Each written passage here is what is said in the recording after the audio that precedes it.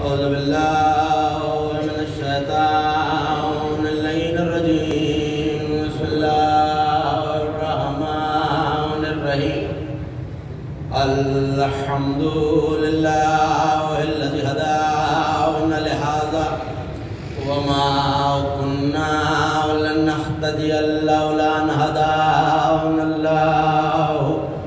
والصلاة والسلام على أشرف الأنبياء والمرسلين خاتم النبيين سيدنا وشفيع ذنوبنا وطبيب نفوسنا وحبيب قلوبنا مولانا بالقاسم محمد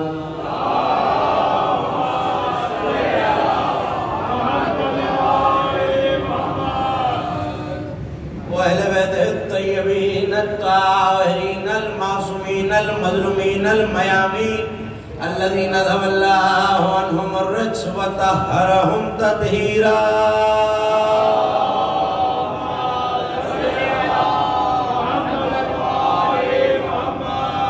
ولعنة الله على أعدائهم ومنكر فضائلهم وناقبهم الأجمعين من يوم لذاوتهم وظلمهم إلى يوم الدين. أما بعد فقد قال الله سبحانه وتعالى في محكم كتابه المجيد وفرقانه الحميد وهو أصدق القائلين وقوله الحق إنا نحن نحيي الموتى ونكتب ما قدموا وآثارهم وكل شيء أحصيناه في إمام مبين.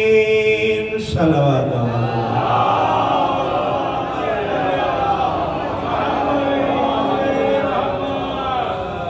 معصوم فرماتے ہیں بلند آواز سے درود پڑھنے سے دلوں سے کینہ اور نفاق دونوں دور ہو جاتے ہیں.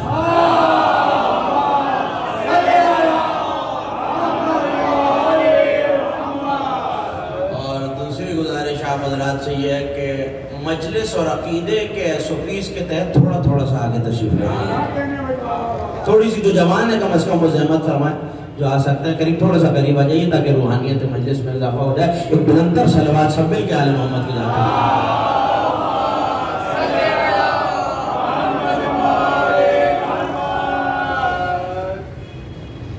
خمسہ مجالس اعضاء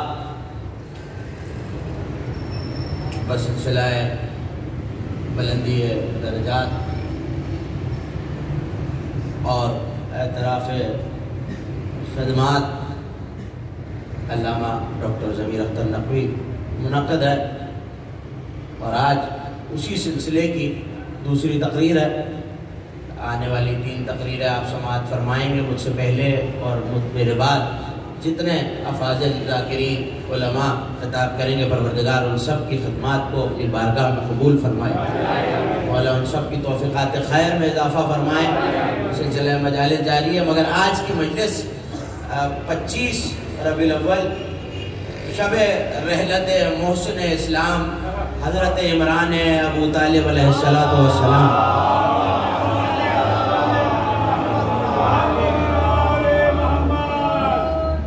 کے ذکر سے منسوب بھی ہے. اور مجھے 2 عناوین پہ گفتگو کرنی ہے اور ان کے بین رہتے ہوئے گفتگو کرنی ہے. خمسے کا عنوان مرتضی عابدی صاحب نے جو دیا وہ ہے علم و حکمت، اور مجھے آج کی تاریخ کو مد نظر رکھتے ہوئے علم و حکمت ابو طالب پہ گفتگو کرنی ہے.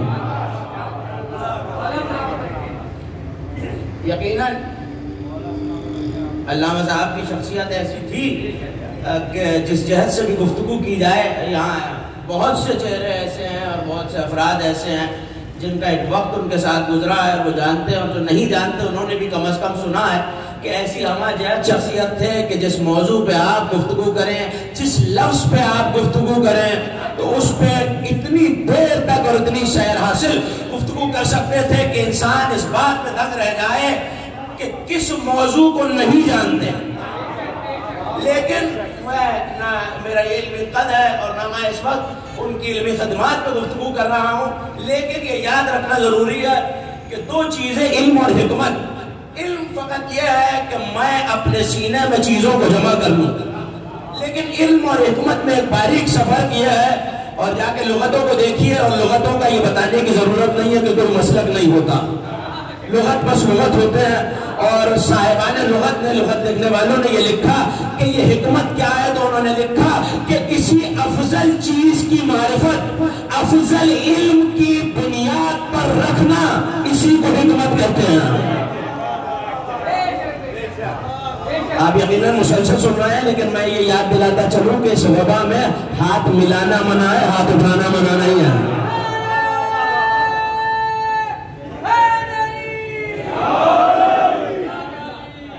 توجہ فرمائیے گا، علم اور حکمت میں باریک سفر کیا ہے کہ علم صرف یہ رکھتا، علم یہ صرف یہ باریکی رکھتا ہے کہ چیز کا ادراک رکھنا، کسی شے کو سمجھنا، لیکن حکمت یہ ہے، پوچھنے والے نے معصوم سے پوچھا کہ مولا حکمت کیا ہے؟ اس نے کہا پہلے تو بتا کہ تیرا تصور کیا ہے؟ پلٹ کے کہنے لگا مولا صحیح اور غلط کا فرق جان لینا حکمت ہے۔ تو کہنے لگے صحیح اور غلط کو تو جانور بھی جانتا ہے، کیا چیز اس کے لیے، اگر کسی نے جانور پالے ہیں یا جانور کو چرتے ہوئے دیکھا یا مجھے کشی فرمائے، اور میں مشاہدے کی بات کر رہا ہوں، جانور یہ جانتا ہے کہ کون سی غذا اس کے لیے ٹھیک ہے، کون سی اس کے لیے صحیح نہیں ہے۔ تو اللہ نے اس کی فطرت میں یہ علم رکھا ہے کہ کون سی چیز اسے نقصان پہنچاتی ہے اور کون سی چیز اسے نقصان نہیں پہنچاتی۔ تو یہ فیصلہ تو جانور معصوم کر رہا ہے، یہ فیصلہ تو جانور بھی کرتا ہے، کم عقل ہونے کے باوجود، کہ کون سی شے اس کے حق میں بہتر ہے اور کون سی شے اس کے حق میں بہتر نہیں ہے۔ تو اس نے کہا فرزند رسول پھر آپ فرمائیے حکمت کیا ہے؟ کہ دو افضل چیزوں میں افضل تر کو اختیار کرنا حکمت ہوتی ہے۔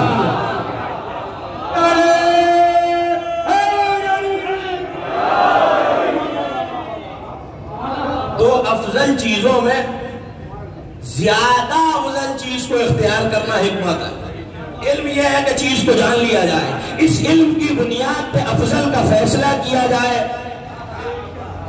یہ حکمت ہے۔ ایک آسان سا جملہ کہہ دوں، وہ یہ کہ عزاداری کرنا علم ہے۔ مجھے نہیں پتا کہ کون کرونا سے گھبرایا ہوا ہے اور کون ذکر اہل بیت سننے آیا ہوا۔ عزاداری جملہ آپ کے حوالے کرام، عزاداری کرنا علم ہے، بچوں کو ماتم سکھانا حکمت ہے۔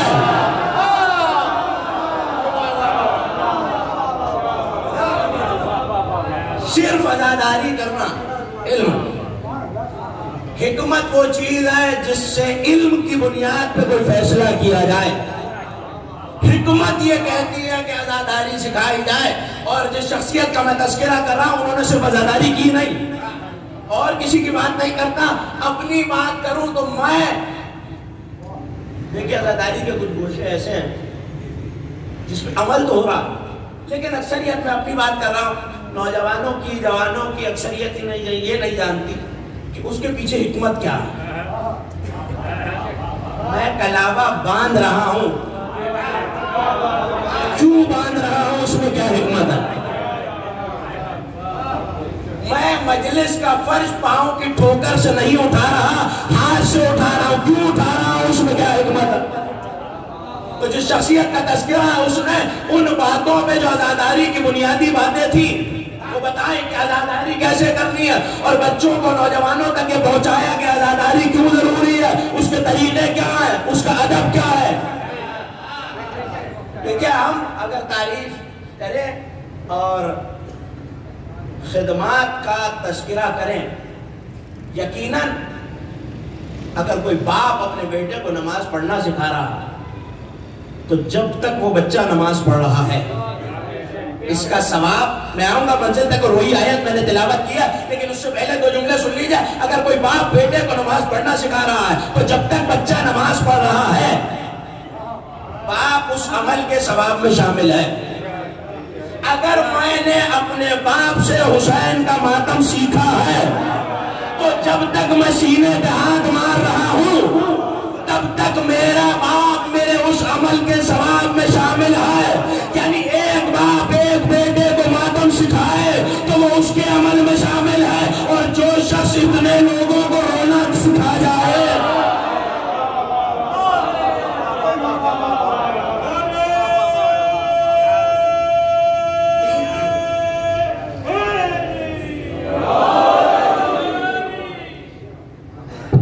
جو شخص اتنے لوگوں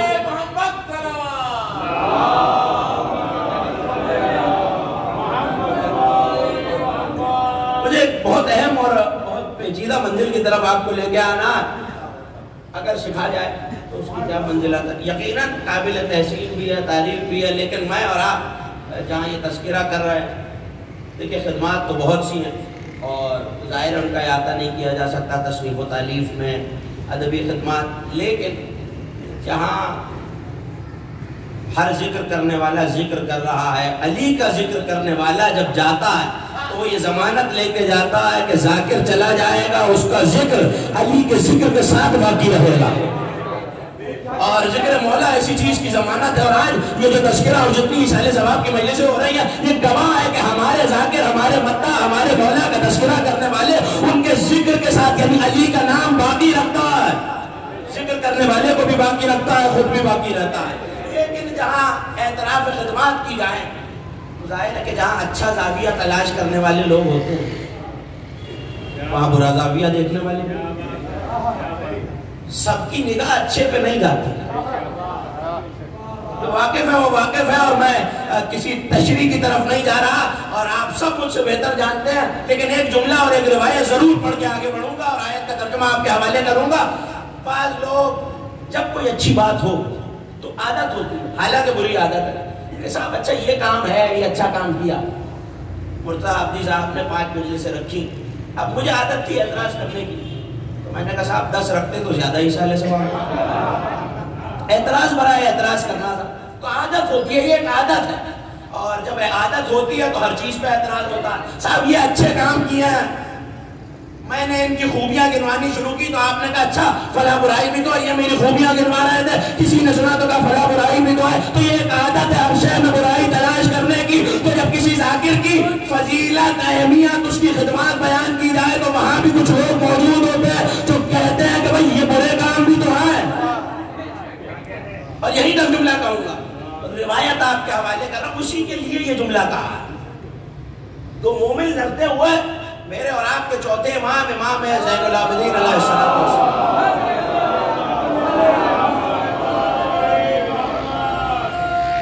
دیکھیے تو کہ علی کا ذکر کرنے والے ہمیں کیا دے رہے ہیں اور ہم انہیں کیا دے رہے ہیں. اس وقت اس بحث میں نہیں جانا. ہو سکتا ہے کسی کے ذہن میں تصور ہو کہ بھئی ہم بھی تو خدمت کر رہا ہے، تو یہ دیکھیے کہ ہماری خدمت کیا ہے اور ذکر کرنے والوں کی خدمت کیا ہے. حوالے یاد رکھیے گا، تفسیر امام حسن عسکری علیہ السلام.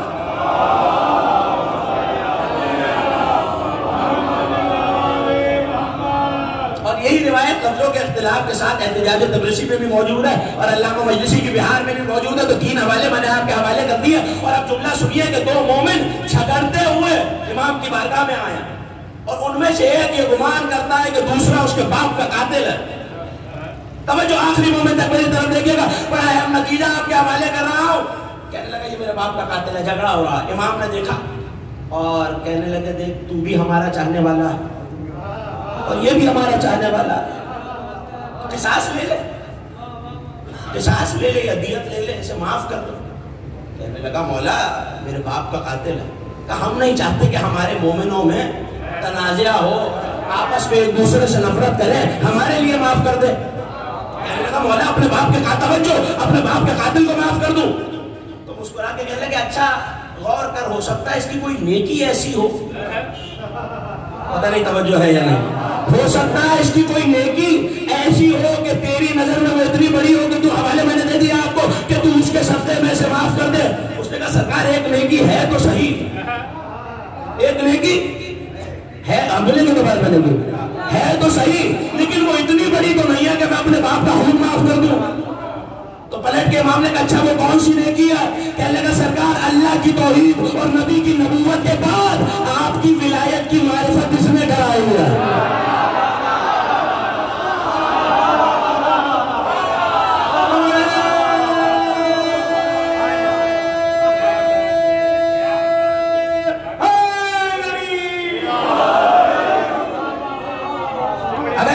کی مجلس تریم نہ پڑھنا ہوتا اور ان کا تذکرہ نہ ہوتا تو شاید میں کبھی یہ روایت نہ پڑھتا.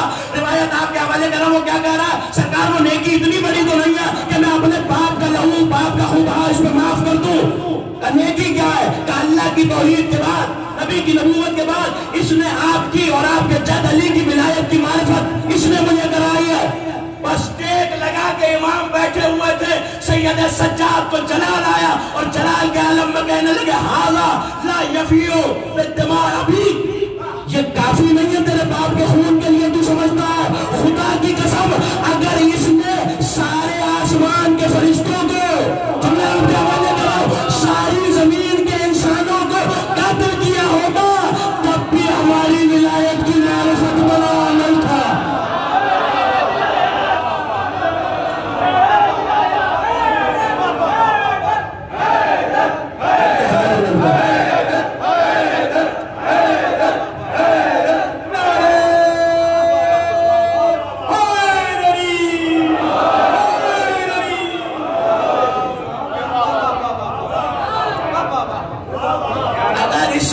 معصومین کو چھوڑ کے سارے فرشتوں کو قتل کیا ہوتا، سارے انسانوں کو قتل کیا ہوتا، تب بھی وہ نیکی بڑی ہے جو اس نے تیرے ساتھ کیا۔ اب بتائیے کہ جو معرفت، لیکن یہ یاد رکھیے گا، جملہ آپ نے سنا دھاتی میں شکرگزار ممنون، لیکن یہ یاد رکھیے گا یہ احسان اسی کا ہے جو معرفت کرائے، اس کے لیے نہیں جو غیر ملکی قوتوں سے مومنوں کو ڈرائے۔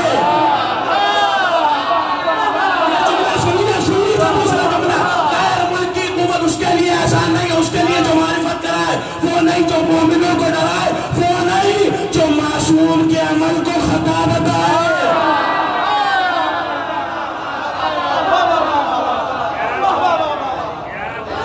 چہرے بتا رہے ہیں کہ میرے جملے پہنچ رہے ہیں۔ صلوات پڑھیں سب مل کے آل محمد۔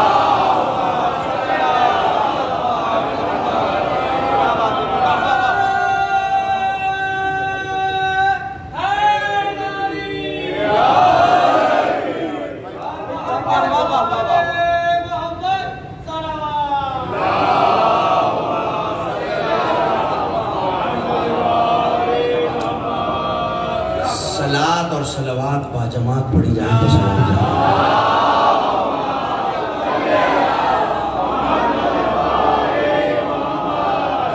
امام کہہ رہے جو عمل اس نے کیا وہ زیادہ بڑا۔ ایک روایت اور، میں اپنے موضوع پر آ گیا لیکن یہ گفتگو بھی ضروری ہے اور یہ تمہیداً عرض کر رہا ہوں، مجھے اس ذکر سے اپنے موضوع تک بھی آنا ہے، لیکن اگر یہ فیصلہ یاد رہے کہ جو ولایت دے جائے، ولایت کی معرفت کرائے، اس کا مقام کیا ہے؟ امام کی بزم ہے اور ایسے میں سجدہ آدم کا تذکرہ ہو رہا۔ اس نے پوچھا فرزند رسول سجدہ کیوں ہوا تھا؟ کہ یہی سوال ہمارے جد اللہ کے حبیب سے ہوا تھا۔ یہی حوالے، انہی حوالوں سے عرض کر رہا ہوں۔ تفسیر عسکری احتجاج تبرسی کا کیوں سجدہ ہوا تھا؟ کہ ہمارا نور صلب آدم میں رکھا ہوا تھا، آدم کی پیشانی میں رکھا ہوا تھا، تو اس نور کو وسیلہ بنا کر آدم کو قبلہ بنایا، سجدہ اللہ کو ہو رہا تھا۔ یہ روایت یاد رکھیے گا، حضرت آدم کو وسیلہ بنایا، سجدہ اللہ کو ہو رہا تھا، اور اللہ کے سوا کسی کو سجدہ ہو ہی نہیں سکتا، آدم کے وسیلے سے سجدہ اللہ کو ہی ہو رہا تھا۔ اس نے کہا سرکار اگر کوئی اور گنجائش ہوتی، اب یہ یاد رکھیے گا کہ وہ امکان پہ گفتگو کر رہا، کوئی یہ نہ سمجھے کہ گنجائش ہے، گنجائش اگر ہوتی تو آپ کس کو سجدہ کرنے، حوالہ میں نے آپ کو دے دیا اور ابھی پتہ چل جائے گا کہ کون جملہ کیسے سنے گا۔ کہنے لگے اگر گنجائش ہوتی تو کہنے لگے ویسے تو اللہ کے علاوہ کسی کو سجدہ نہیں ہو سکتا، لیکن اگر وسیلہ بنا کے ہی کرنا ہوتا تو میں حکم دیتا ایسے مومن کو، وہ کمزور شیعہ جنہیں ایمان کی جلا کی ضرورت ہے، وہ شیعہ ایسے مومن کو سجدہ کرے جو لوگوں کو ولایت علی سناتا ہے۔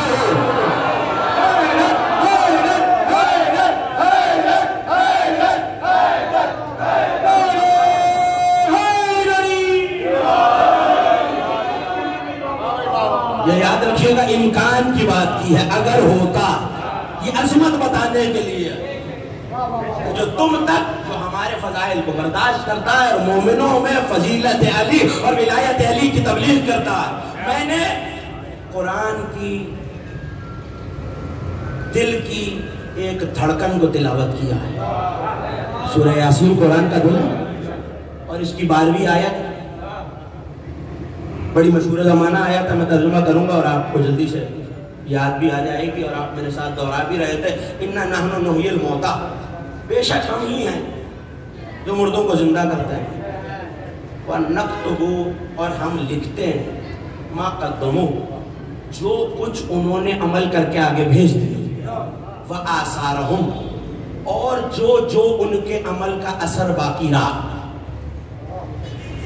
میں نے جب علماء سے پوچھا، میں نے کہا صاحب یہ سورہ یاسین قرآن کا دل کیوں؟ کہنے لگے اس میں اصول دین رکھے ہوئے. اور یہ صرف شیعہ علماء نے نہیں کہا، علماء اہل سنت کی بھی یہی رائے ہے، کیونکہ اس میں مجھے آپ کی آواز نہیں آ رہی. میں اکثر کہا کرتا ہوں ذکر علی میں بولنے سے ہوتا کچھ نہیں، انسان کا قبیلہ پہچانا جاتا ہے.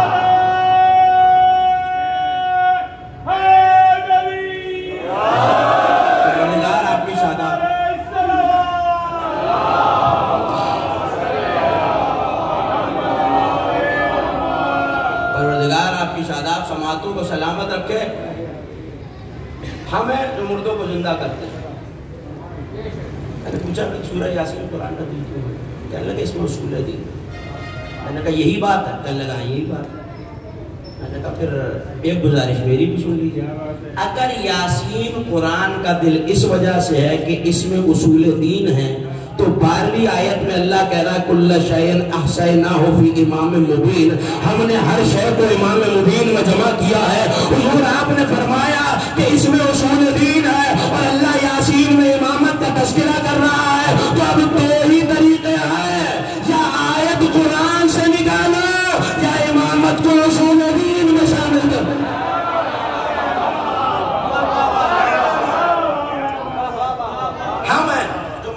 کرتے ہیں اور لکھتے ہیں وہ عمل جو کر کے بھیج چکے اور وہ جو ان کا اثر ہے.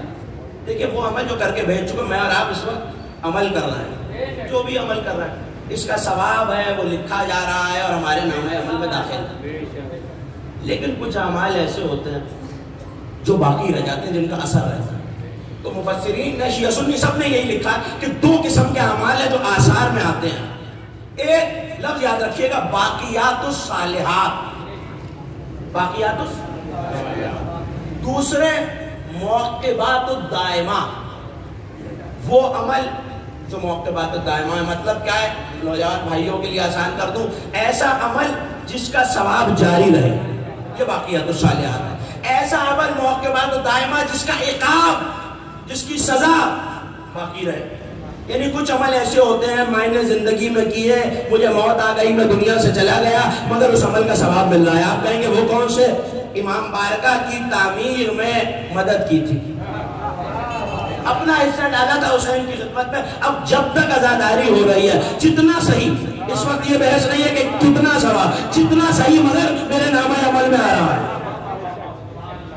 میں نے کوئی ایسا عمل کیا تھا جس سے کسی گناہ کی بنیاد پڑ گئی، اب جب تک وہ وسیلہ، وہ چیز گناہ میں استعمال ہو رہی ہے، مجھے گناہ مل رہا. تو ایک بات تو قرآن نے یہ سمجھا دی کہ نامہ عمل بند نہیں ہوتا. نامہ عمل کسی کا بند نہیں ہوتا، کھلا ہوا ہے. لیکن ایسے عمل لکھے جاتے ہیں یا باقیات الصالحات لکھے جائیں گے جن کا اثر ہے، یا موقبات ہے مجھے اپنے ممدوح تک آنا، یا موقبات دائمات لکھے جائیں گے جن کا عقاب ہو رہا ہے. آپ کہیں گے کچھ اور واضح کر دیجئے. میں نے مسجد میں سجدگاہ رکھی، جب تک اس سجدگاہ پہ سجدہ ہو رہا ہے مجھے سجدوں کا ثواب مل رہا ہے. آپ کہیں گے دوسری مثال، کوئی ایسا عمل، اب کسی شخص نے، توجہ کیجئے گا، اب کسی شخص نے دین میں کوئی ایسی بدعت ایجاد کر دی،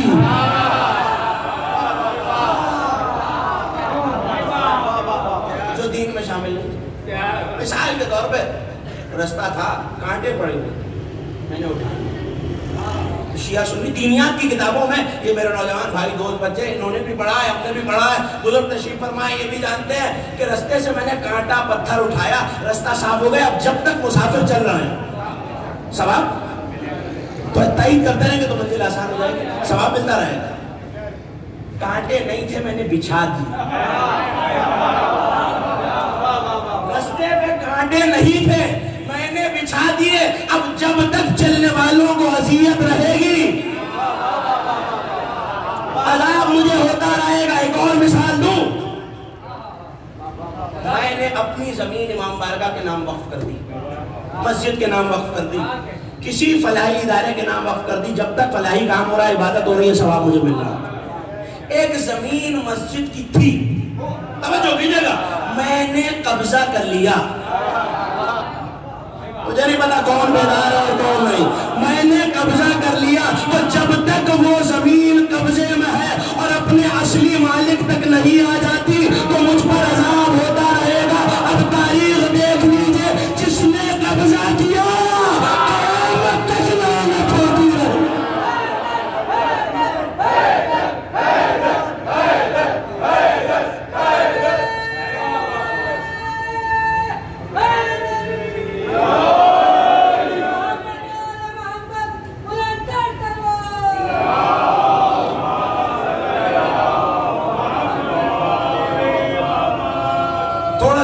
لے چلوں اپنے سننے والوں کو، میں نے غصب کر دیا تو جب تک اصلی مالک تک زمین نہیں آتی عذاب ہوگا۔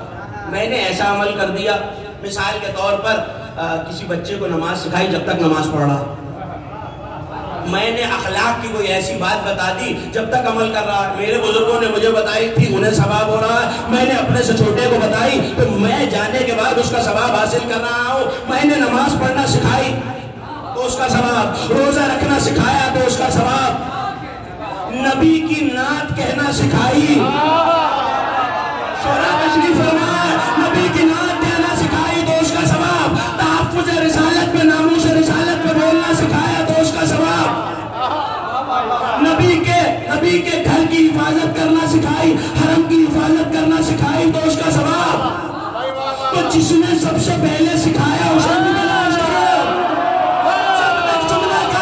جب تک نعت رسول لکھی جا رہی ہے عمل ابو طالب کے لوگ۔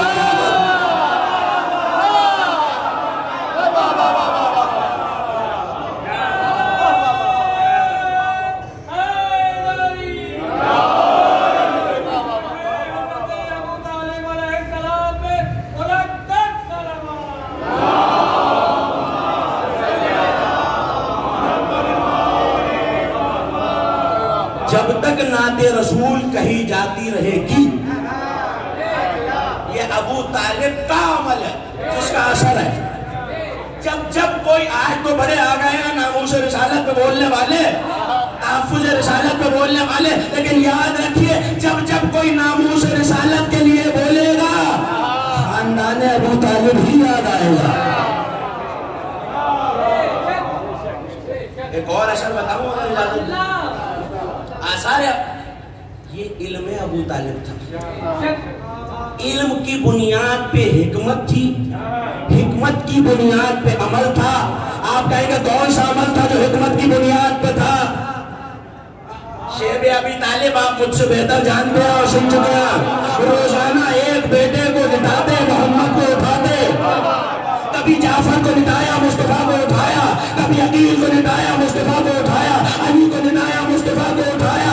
آپ کو پتا چلا شب ہجرت کوئی اتفاق نہیں تھا، ابو طالب کی تربیت کا اثر تھا۔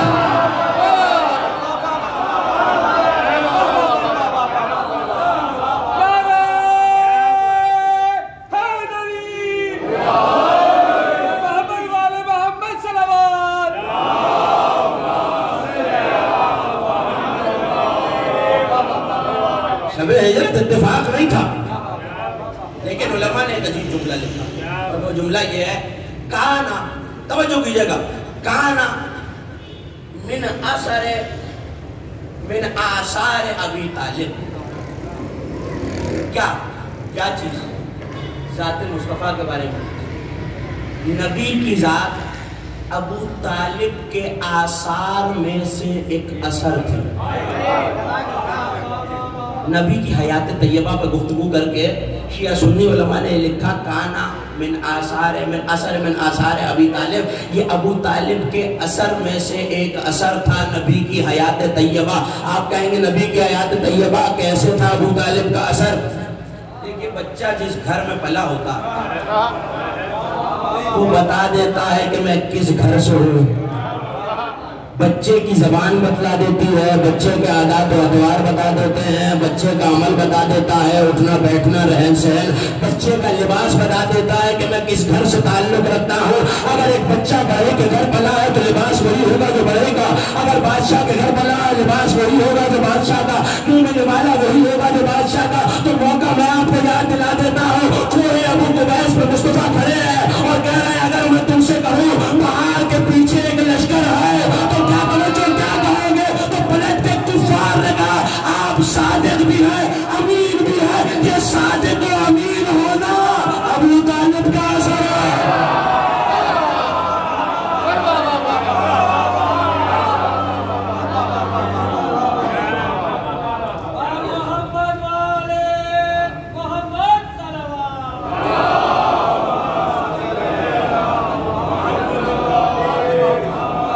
یہ صادق و امین ہونا ابو طالب کا اثر ہے، ابو طالب کی تربیت کا اثر ہے۔ علی کا شب ہجرت بڑے چین سے بستر رسالت پہ سو جانا ابو طالب کی تربیت کا اثر ہے۔ بڑا مشہور ابھی گزری ہے 12 ربیع الاول 17 ربیع الاول نعتیں سننا ہے۔ میں کچھ ادھا پہلے نعت خان کون؟ حسان بن ثابت، حسان بن ثابت پہلی نعت کہی وَشَقَّ لَهُ مِنْ اسْمُهُ لِيَجَلَّ وَذُو الْعَرْشِ مُحَمَّدٍ ذُو الْعَرْشِ مَحْمُودٍ وَهَذَا محمد۔ شیر حسان نے کہا کہ اس نے اپنے نام سے محمد کا نام بنایا، وہ عرش والا محمود ہے، یہ محمد ہے۔ یہ شیر حسان کا ہے، مشہور حسان کے نام سے ہے، مگر جا کے مقاتل الطالبین کو دیکھیے، علامہ ابو الفرج اصفہانی علماء اہل سنت میں سے ہے، انہوں نے لکھا یہ شیر صرف حسان کا نہیں ہے، حسان نے اس کی شہرت تشریف فرما اس کی تضمین کر کے قصیدہ کہا ہے، اصل میں شیر ابو طالب کا ہے۔ میں نے جملہ آپ کہہ رہا ہوں، شیر ابو طالب کا ہے، وہاں سے حسان نے نعت کہی اور وہاں سے نعت خان نعت کہہ رہا ہے۔ آپ کو پتا چلا جس کا اشعار بہت ہے، دیوان بھرا پڑا ہے نبی کی ثنا اور مدح سے، لیکن ایک شعر پہ گفتگو کر رہا ہوں جسے حسان نے نقل کیا اور اس پہ قصیدہ کہا، اور اس کے بعد 100 سے زیادہ عربی شاعروں نے اسی قصیدے کی زمین میں قصیدے کہے۔ ابو طالب اسے کہتے ہیں جس کے سینکڑوں اشعار میں سے ایک شعر قیامت تک کے لیے نعتوں کے لیے طرح بن جاتا ہے۔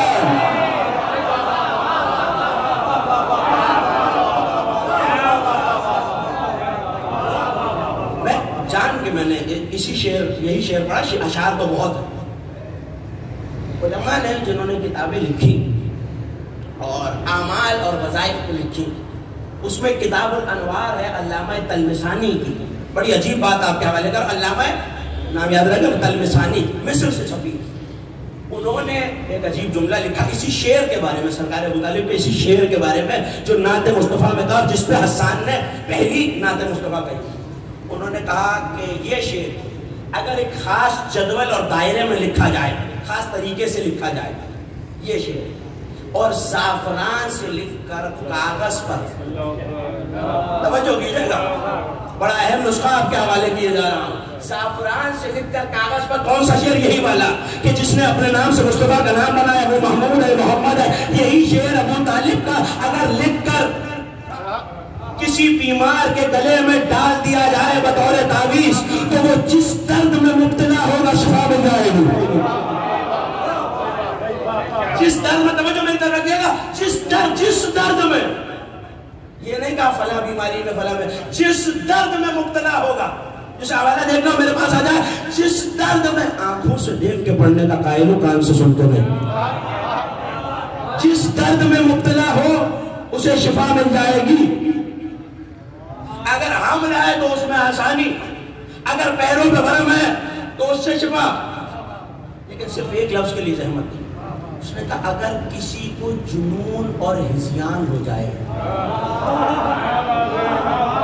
یہی کا پلانا تھا آپ کو، جسے جنون اور ہذیان ہو جائے، یعنی جس کی عقل، فہم، علم و حکمت ہی موجود ہے، یہ بتانے کی ضرورت نہیں ہے کہ دونوں حدیثیں موجود ہیں، یہی واپس آ رہا ہوں، دونوں حدیثیں موجود ہیں، انا مدینۃ العلم وعلی بابها، وَأَنَا دَارُ الْحِكْمَةِ وَعَلِيٌّ بَابُهَا. اور یہ شیعہ سنی مورخین اور محدثین نے لکھی میں علم کا شہر ہوں علی اس کا دروازہ، میں علم کا گھر ہوں یا مدینہ ہوں علی اس کا دروازہ. بات یہ ہے کہ چاہے نبی علم کا شہر ہو، چاہے علی اس کا دروازہ ہو، چاہے نبی حکمت کا شہر ہو، چاہے علی اس کا دروازہ ہو، جملہ ایک ہی پلے دونوں آغوش ابو طالب میں ہے.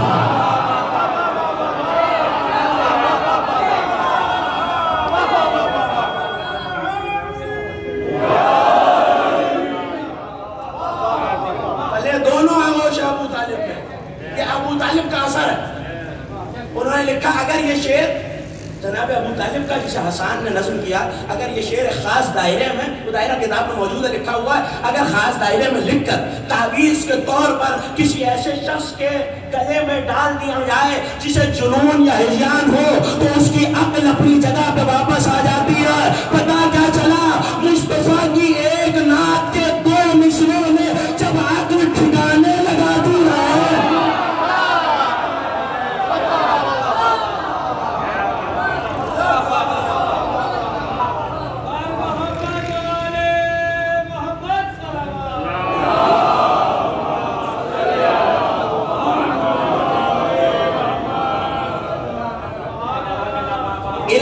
ابو طالب میں یہ حکمت تھی کہ ہجرت سے پہلے، حکمت کیا ہے تعریف آپ کے حوالے کر چکا اور لغتوں میں یہ تعریف لکھی ہوئی ہے کہ افضل علم سے افضل شے کی معرفت رکھنا حکمت ہے. ابو طالب اپنے علم کی بنیاد پر یہیں تک لانا. علم ابو طالب کیا ہے جس کی بنیاد پہ یہ حکمت ہے؟ علم ابو طالب. دیکھیں کسی کے علم کا اظہار اگر شعر کہنے والا ہو تو اس کے مصرے سے ہوتا، اگر تحریر لکھنے والا ہو تو اس کی تحریر سے ہوتا، اگر بولنے والا ہو تو اس کی گفتار اور تقریر سے ہوتا، اگر عمل کرنے والا ہو مجاہد ہو تو اس کے عمل سے ہوتا. یعنی جس فیلڈ میں، جس محکمے میں، جس جگہ وہ ہے وہاں سے اس کا علم ظاہر ہوگا. ابو طالب نے نصرت مصطفیٰ میں صرف تلوار نہیں اٹھائی، شعر بھی کہا. شعر بھی کہا. ایک شعر آپ کو سنا، صرف ایک، جو ہے تو بہت سے شعر، اور شعر بھی ایسے کہ مصرے پہلے آئے ہیں، مصروں پہ آئے تھے بعد میں. کوئی ایک موقع نہیں ہے، 8 یا 9 موقع دیوان ابو طالب میں کم از کم میں دکھا سکتا ہوں. اگر تلاش کیا جائیں تو زیادہ مل سکتے ہیں، کم نہیں ہوں گے، زیادہ مل سکتے ہیں. باز متے سرکار ابو طالب پہ بلند در سلوان.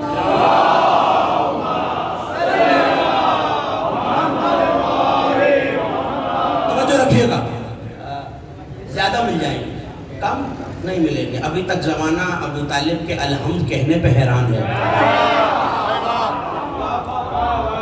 میں ذمہ داری سے کہہ رہا ہوں، کتاب کا نام ہے مواہب الواہب فی فضائل والد علی ابن ابی طالب.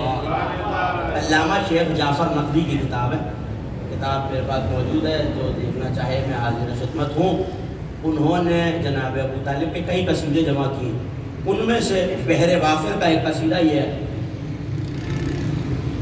اعوذ برب الناس من کل طائن. ہو سکتا ہے کوئی سمجھے میں قرآن پڑھا، یہ ابو طالب کا مصرع ہے. اعوذ برب الناس، پھر سن لیجیے، اعوذ برب الناس من کل طائن. ایک اور مصرع سنا، فورب المشارق والمغارب. آیت نہیں پڑھی، مصرع فورب المشارق والمغارب. قسم ہے مشرقوں کے رب کی، مغربوں کے رب کی. ابھی قرآن نہیں آیا، ابو طالب نے مصرع کہا اعوذ برب الناس، میں پناہ مانگتا ہوں انسانوں کے رب کی. آیت کیا ہے؟ قل اعوذ برب الناس.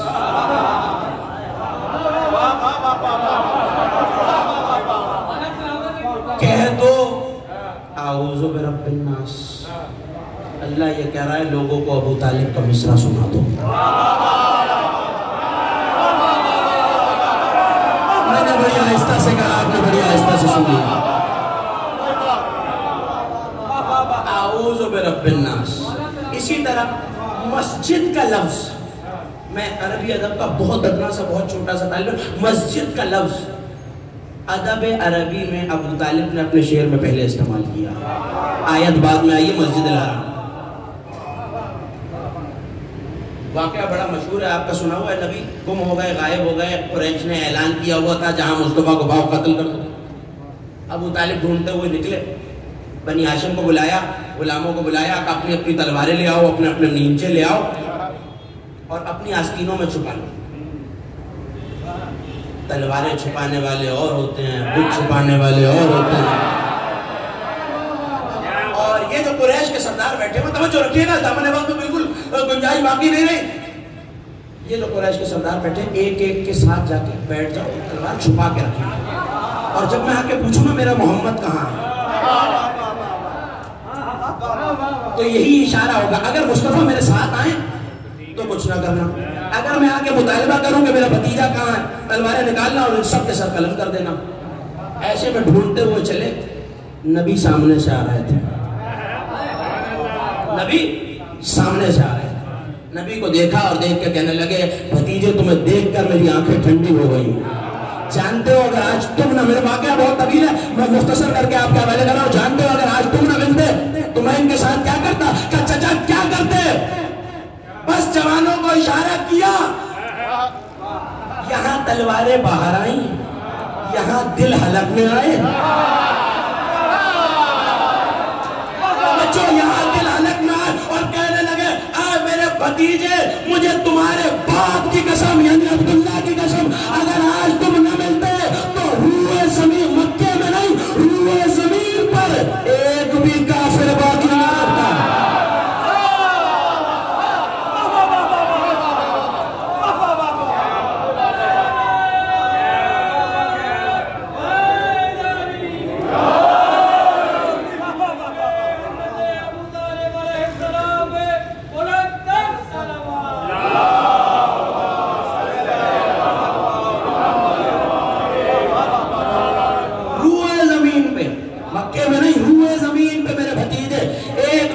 یہ شجاعت ابو طالب دیکھ رہے ہیں, مگر حکمت کیا تھی, تلواریں آستین میں رکھنا.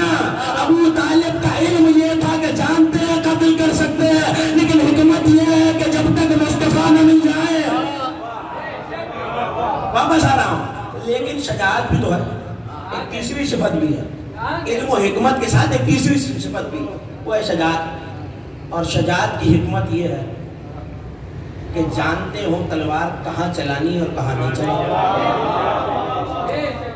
اور شجاعت ابو طالب کا عالم یہ ہے کہ شیعہ سنی کتابوں میں غرر الخصائص میں امام بطوات نے یہ حدیث لکھی ہے, اور شاید لوگوں کو تعجب ہو یہ حدیث سن کے کہ نبی نے فرمایا کہ اگر سارے انسان, سارے مسلمان ہیں, پریشان تو نہیں ہو رہا, ایک صلوات بلند آواز سے پڑھ دیں.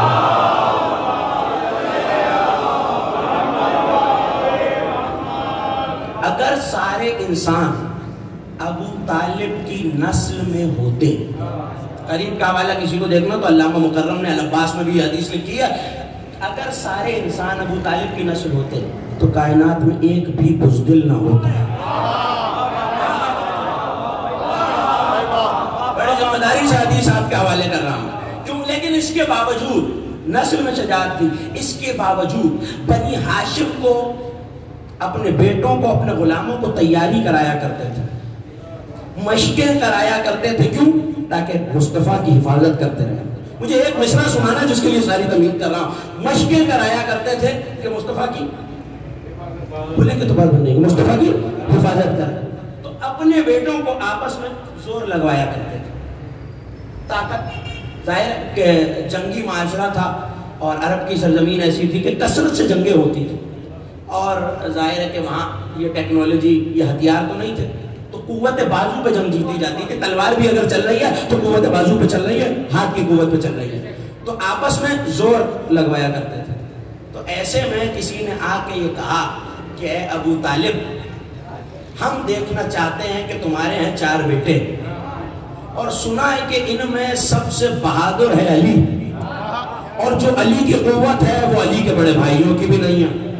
اب یہ آنے والے کہہ رہا ہے جو علی کی قوت ہے وہ علی کے بھائیوں کی بھی نہیں ہے، تو ہم چاہتے ہیں کہ ایک ایک کر کے عقیل سے، طالب سے، جعفر سے علی کا مقابلہ کرایا جائے۔ اگر دل چاہ رہا ہے تو میں آپ کیا علی کا مقابلہ کرایا جائے۔ پہلے سرکار ابو طالب نے اکیلے زور آزمائی کروائی، جو بھائی آتا، یہ یاد رکھیے گا، ایک بھائی 10 برس بڑا، دوسرا اس سے 10 برس بڑا، تیسرا اس سے 10 برس، یعنی ایک بھائی 10 برس بڑا ہے، ایک 20 برس، ایک 30 برس۔ جناب طالب سرکار دو عالم کے ہم سے نہ۔ ایک بھائی آیا، مقابلہ ہو رہا، علی نے بازو پکڑا، بازو مروڑا، زمین پہ پٹکا، جناب ابو طالب کی آواز آئی، ساہرہ علی غالب آ گیا علی۔ توجہ پڑی ہے، روایت آپ کے حوالے کر رہا ہوں، اور اگر دربار حسینی میں بھی ظاہر ہو جائے تو مجھے افسوس ہوگا۔ ساہرہ علی غالب آ گیا۔ قدر کیجئے گا جملے کہ علی غالب آ گیا۔ دوسرے بھائی کو لڑا کہ علی غالب آ گیا۔ تیسرا بھائی آیا، علی نے پٹک دیا، غالب آ گیا۔ لوگوں نے کہا نہیں ابو طالب ایسے نہیں، تین کو ایک طرف رکھو، علی کو اکیلا رکھو، تینوں بھائی بڑے مل کے علی سے لڑے، پھر دیکھیں نا علی کا زور کیا ہے۔ توجہ آخری مومنٹ تک میرے ساتھ ہو جائیے، پھر دیکھیں علی کا زور کیا ہے۔ کہا اچھا چلو اگر ایسا ہی چاہتے ہو تو ایسا ہی سے۔ طالب، عقیل، جعفر تیاری کرو، علی تم بھی تیاری کرو، مقابلہ تم تینوں ایک طرف، قوت پروردگار